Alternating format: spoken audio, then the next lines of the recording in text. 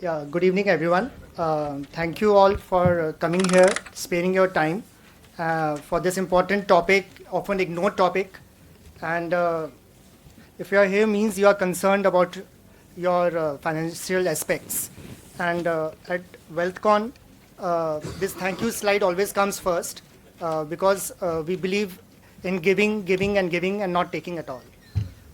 So this, just a brief, that WealthCon group was started by Dr. Ramnath Ghute. He's a radiologist based in Mumbai. And it initially started with 10 people about 5 years back. Now there are more than 70,000 doctors who have been financially taught by him, and we pass on the knowledge to others. Just a disclaimer that it's the educational platform. We don't provide any financial advisory services or sell any financial products. And we ultimately advise you all to become Atmanirbhar. And we all are super specialty doctors. We are not SEBI registered. And we believe in teaching and doing own research. So basically, the aim is to have a passive income besides our professional income, creating wealth, and at the same time having proper financial knowledge.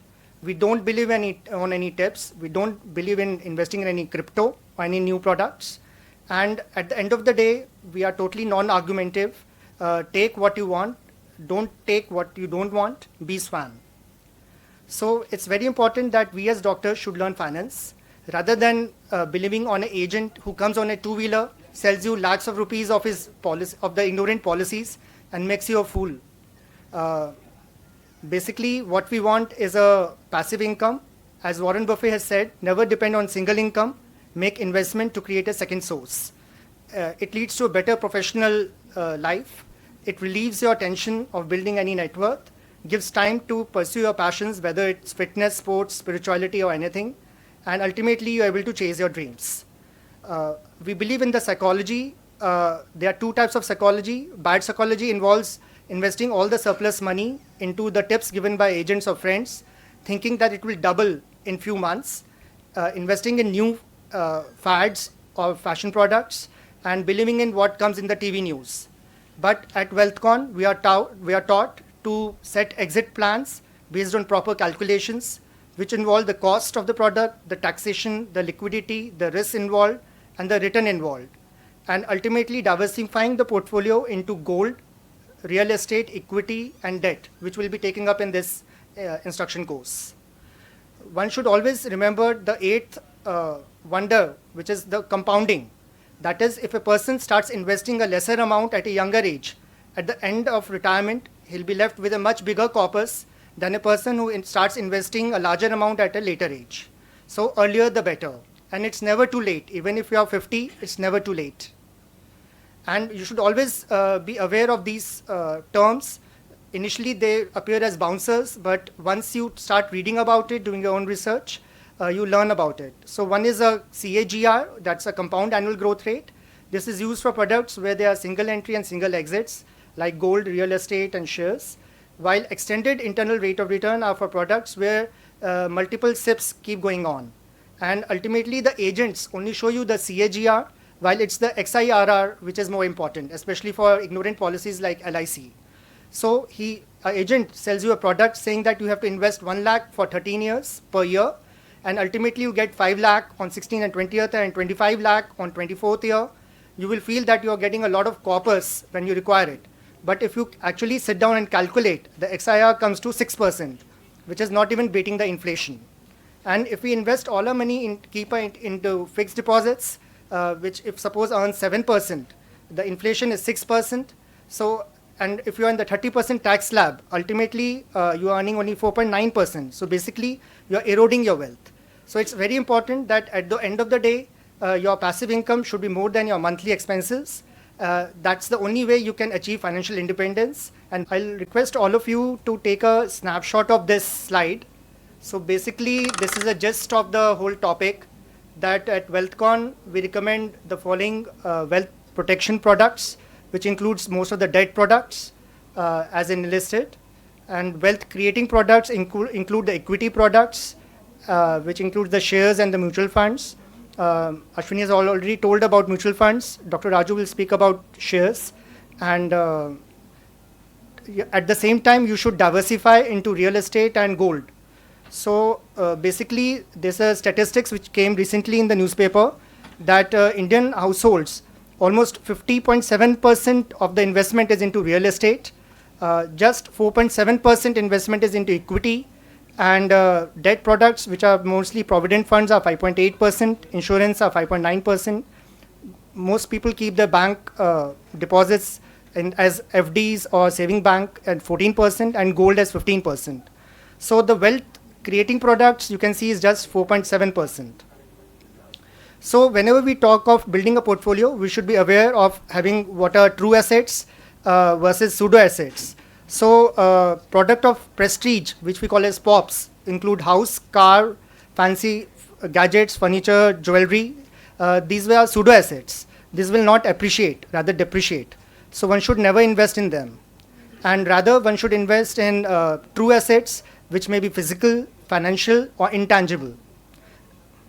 So investing into equity is very important to beat the inflation, and it's the only product which creates wealth in the portfolio. And as you should remember that, but the more the risk you take, the return will be better, but one should balance it out. And one should always believe in Indian growth story, and rather than investing in US market or any foreign market, I believe one should invest in India, because that's where is the future. So that's what is the percentage we prescribe. That is, if you are 40-year-old, 10% of your portfolio allocation should go into gold, 40%, which as doctors most of already have invested into real estate, either ancestral or self, should not go more than 40%. 40% should be into equity. So it should be equal to your real estate portfolio, and rest 10% should be into debt, which includes all the emergency corpus also. As your age increases, this 40% of the equity should start going down, and your debt part of the portfolio should start increasing. This is important to diversify, because each of these inter-asset diversification has some recurrent gains and passive gains, so one should capture both. It's important to invest into gold because it acts as a hedge for equity and the inflation. So as you can see this chart, whenever the Nifty shows a sudden dip, the gold chart increases. Especially you can see this COVID time 2020, when the Nifty suddenly crashed, the gold increased. So if your portfolio is diversified, ultimately it balances it out. So historically, both gold and Nifty have shown 9 to 12% of returns, and at shorter time frames, they act as cushion to each other. Gold, you may invest either into gold bar, jewelry, and coins, but as you can see, these have a lot of investment cost, expenses, and taxes in the form of making charges. While digitally, you may invest in gold in the form of mutual funds, ETFs, or sovereign gold bonds. At WealthCon, we believe in investing primarily into sovereign gold bonds because they have less cost and tax benefit. Dr. Raju will take up the tax benefits later on, but just to highlight the advantage of sovereign gold bond is that they give a ₹50 discount on primary tranche if you buy online. Secondly, there is no exit load. There are no making charges or any storage charges. They are safe. Nobody can steal them. And you can redeem them anytime if you want, if money is needed. Returns are almost 8 to 10% long term, and the short term negative returns are ultimately balanced out.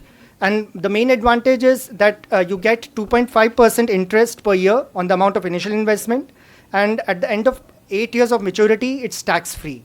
You can either buy from the primary market or from the secondary market. I'll not go into the details because this is a big topic, and taxation will be taken up by Dr. Raju.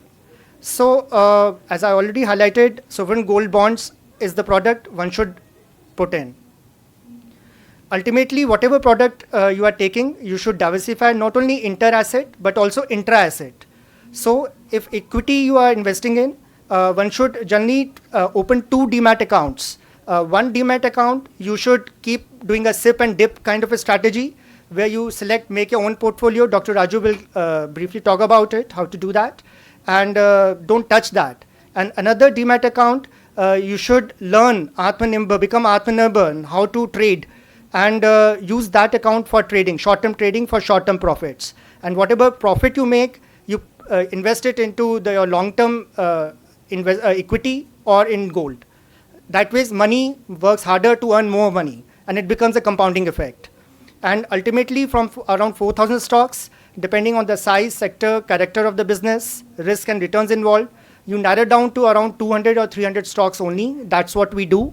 And ultimately, our core portfolio ultimately reduces to around 20 or 30 stocks only, which is well diversified. But end of the day, even if you don't want to spend so much time, you feel you don't have that kind of a mental makeup, you don't want to spend so much time, you can directly buy exchange traded funds, which again Dr. Raju will talk, and ultimately keep buying some amount every month, and whenever there's a dip in Nifty, puts lump sum amount also in these exchange traded funds. Then 10% of the portfolio should be to debt. In school, we used to read this formula, APRON, that's what we call. So debt products, they have a fixed principal amount, fixed return, and fixed number of years. So you get a fixed amount of return at the end of the tenure. There are certain debt products which are tradable and some are non-tradable. So fixed deposits and PPFs and Sukanya Sridhi are good because they give almost 7.25% returns, but they are non-tradable. And the rest of the debt products, as enlisted, you can diversify. I'll skip this liquid Bs. Dr. Raju will take up in brief. Liquid funds, as we told, that they are debt mutual funds. They invest in highly liquid money market instruments and debt securities of short term. They may be, they also include the treasury bills, and ultimately they have a high degree of safety with liquidity. You can redeem the money whenever you want, and they have low risk since they are less duration. They're used to park money for short duration, for short term goals. And you can also put a systemic transfer plan, wherein whatever money you earn, you can invest into the liquid fund and then withdraw at regular intervals for equity, mutual fund, or direct into equity. And ultimately, they give 5 to 9% returns. And Dr. Ashwini has already told how to select them by using the Carissa criteria. I know these terms are very new for you. You feel you may not understand. But I'll suggest everyone to join WealthCon group and read the messages there, and you will learn about them.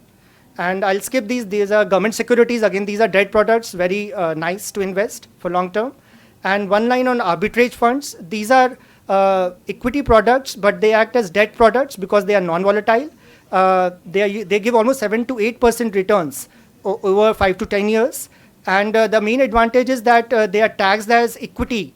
So if you are investing into debt products or even fixed deposits, if you withdraw the money, you are taxed at slab rate, which is almost 30% for us. But if you invest in arbitrage fund, your money stays safe. And if you withdraw, you are taxed at 10 to 15% only. So you save on that 15%, and whatever extra money you have, you can save it. I already told about this percentage allocation. And so arbitrage fund are very good to park your money.